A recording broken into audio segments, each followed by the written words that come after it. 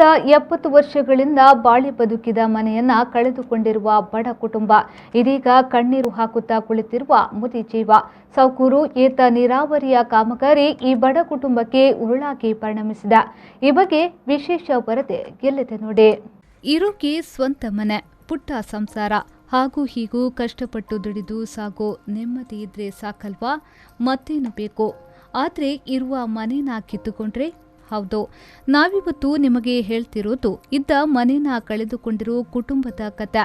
Balkis baby ಎಂಬುವರು 70 ವರ್ಷಗಳಿಂದ ಕಳುವಿನ ಬಾಗಿಲು ಗುಲ್ವಾಡಿಯಲ್ಲಿ ಬಾಳಿ ಬದುಕಿದ ಮನೆಯನ್ನೇ ಕಳೆದುಕೊಂಡಿದ್ದಾರೆ.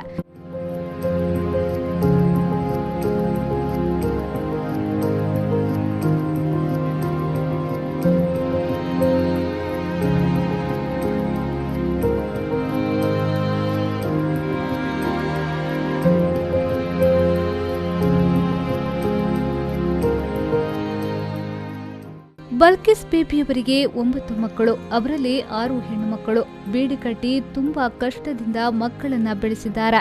ಆದರೆ ಕಳೆದ 6 ತಿಂಗಳ ಹಿಂದೆ ಊರಿನವರಿಗೆಲ್ಲ ಕುಡಿಯುವ ನೀರಿನ ಉಪಯೋಗಕ್ಕೆಂದು ಸೌಕೂರು ಏತ ನೀರಾವರಿಯ ಕಾಮಗಾರಿಗೆ ಚಾಲನೆ ದೊರಕಿತ್ತು. ಆದರೆ ಈ ಯೋಜನೆಯಿಂದ ಬಳಲಿದ್ದು ಬಲ್ಕಿಸ್ ಬೇಬಿಯವರ ಕುಟುಂಬ.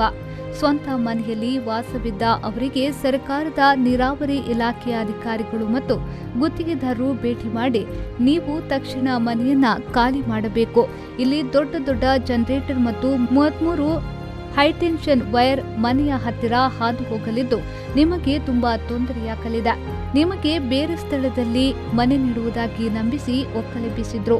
ಆದರೆ 3 ತಿಂಗಳಿಂದ ಬಾಡಿಗೆ ಮನೆಯಲ್ಲಿ ಇದ್ದು ಅಲ್ಲಿ ಕರೆಂಟ್ ಬಿಲ್, ಮನೆ ಬಾಡಿಗೆ ಯಾವುದನ್ನ ನೀಡದೆ ಮೋಸ ಮಾಡಿದ್ದಾರೆ ಎಂದು ಮುದಿಜೀವ ಕಣ್ಣೀರು ಹಾಕುತ್ತಿದೆ. ಇದಿಷ್ಟೇ ಬವಣೆಯಲ್ಲ, ಈಗಾಗಲೇ ಇಲ್ಲಿನ ಧೂಳು ಮತ್ತು ಶಬ್ದ ಮಾಲಿನ್ಯದಿಂದ ಶ್ವಾಸಕೋಶ ಮತ್ತು ಹಾರ್ಟ್ ತೊಂದರೆಯಿಂದ 5-6 ಬಾರಿ ಉಡುಪಿ ಕುಂದಾಪುರ ಆಸ್ಪತ್ರೆಯಲ್ಲಿ ದಾಖಲಾಗಿ ಸುಮಾರು 4 ಲಕ್ಷ ಖರ್ಚು ಮಾಡಿದ್ದಾರೆ. ಈ ಕ್ಷಣ ಮನೆ ಖಾಲಿ ಮಾಡಿ ಎಂದ್ರೆ ಹೇಗೆ ಎಂದು ಪ್ರಶ್ನಿಸಿದ್ದು, ಅದಕ್ಕೆಲ್ಲ ಭರವಸೆಗಳ ಸುರಿಮಳೆ ಬಿಟ್ರೆ ಬೇರೇನೂ ಸಿಕ್ಕಿಲ್ಲ. ಈ ಬಗ್ಗೆ ಬಲ್ಕಿಸ್ ಬೇಬಿನೇ ಹೇಳಿದ್ದಾರೆ, ಕೇಳಿ. ಇವ್ರು ಕೆಲಸ ಮಾಡ್ಕೋ ಬದಿಗೆ ಸೌಕರ್ಯ ಕರ್ಕೊಂಡು ಬಂದಿರು. ಅವ್ರು ಹೇಳಿದ್ರು, ಸೌಕರ್ಯ ಹೇಳಿದ್ರು, ಇವ್ರಿಗೆ ಏನು ತೊಂದರೆ ಮಾಡಿ ಇಲ್ಲ ನಾವೆಲ್ಲ ಸರಿ ಮಾಡಿಕೊಡು, ಮನೆ ಬಿದ್ದೋದ್ರೆ ಮನೆ ಕಟ್ಟಿ ಕೊಡುತ್ತೆ, ಅದು ಮಾಡುತ್ತೆ ಇದು ಮಾಡುತ್ತೆ ಎಲ್ಲ ಹೇಳದ್ದು. 1 ವರ್ಷ ಹಿಂಗೆ ಅಷ್ಟು ಇದು ಮಾಡಿದ್ರಲ್ಲ, ಅದ್ರ ಮೇಲೆ ಉಂಟಲ್ಲ 3 ತಿಂಗಳಿಗೆ ಬಂದ್ರೆ ಅಂದ್ರೆ ನಮ್ಗೆ ಈ ಮನೆ ಬೇಕು, ನೀವು ಮನೆ ಖಾಲಿ ಮಾಡಿ ನಾವು ನಿಮ್ಗೆ ಜಾಗ ತೆಗೆದು ಕೊಡುತ್ತೆ, ಮನೆ ಕಟ್ಟಿ ಕೊಡುತ್ತೆ ಹೇಳಿ ನಾವು ಅಧ್ಯಕ್ಷರ ಮಾತು ಕೇಳ್ಕೊಂಡು 3 ತಿಂಗಳು ಬಾಡಿಗೆ ಮನೆಗೆ ಹೋಯ್ತು.